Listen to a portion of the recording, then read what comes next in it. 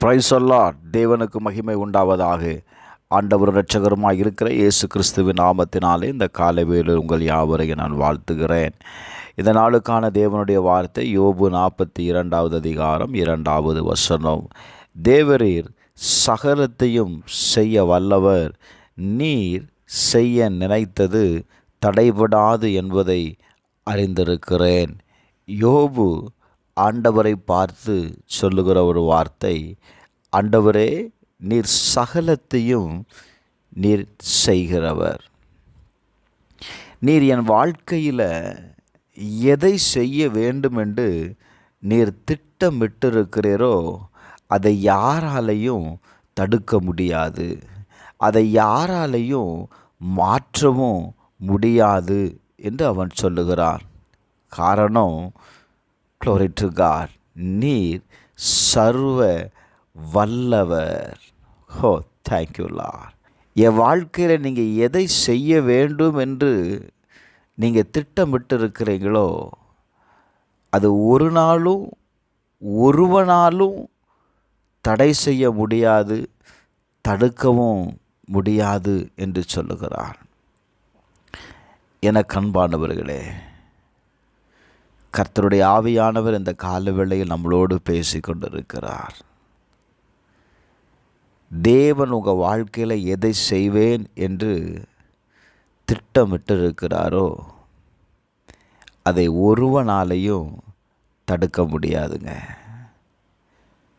காரணம், அவர் சர்வ வல்லவர்.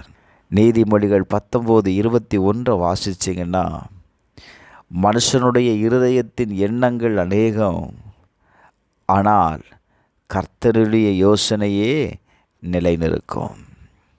அநேக நேரத்தில் எல்லா காரியங்களும் ஏன் நம்ம வாழ்க்கையில் நிறைவேறுகிறதுன்னு தெரியுமா? நம்முடைய யோசனை தேவனுடைய யோசனையை விட வேறுபட்டு இருக்கிறது. இந்த கால வேளையில் நான் சொல்லுகிறேன், தேவன் உங்களை குறித்து இந்த காரியத்தில் எதை திட்டம் வைத்திருக்கிறாரோ அதை அறிந்து கொள்ளுங்க. அந்த காரியத்தை நீங்கள் செயல்பட முயற்சி செய்யும்போது கட்டாயம் அதை கர்த்தர் நிறைவேற்றி தருவாருங்க. ஏன்னா பிரசங்கி 3:14 வாசிச்சிங்கன்னா, தேவன் செய்வது எதுவோ அது நிலைக்கும். தேவன் உங்கள் வாழ்க்கையில் எதை செய்வேன்னு நினைத்திருக்கிறாரோ அது கட்டாயம் அது நிலச்சிருக்கும். யோபு 23:13 அவர் சொல்லும்போது, தேவன் அவருடைய சித்தத்தின்படி தான் செய்வார், அதை யாராலையும் மாற்ற முடியாதுன்னு யோபு பக்தன் சொல்லுகிறார். இன்றைக்கி நம்ம விருப்பங்களை எல்லாம் மாற்றி தேவன் இந்த காரியத்தில் என்ன செய்ய சித்தம் கொண்டு இருக்கிறார் என்று ஆராய்ந்து பார்ப்போமா? நான் ஒரு காரியத்தை சொல்கிறேனே, இயேசு கூட தன் வாழ்க்கையில் அந்த கடைசி நேரத்தில் அந்த வேதனைகள், பாடுகள் அவரால் தாங்க முடியலை. அவர் இப்போ பிதாவை நோக்கி ஜெபிக்கிறார்.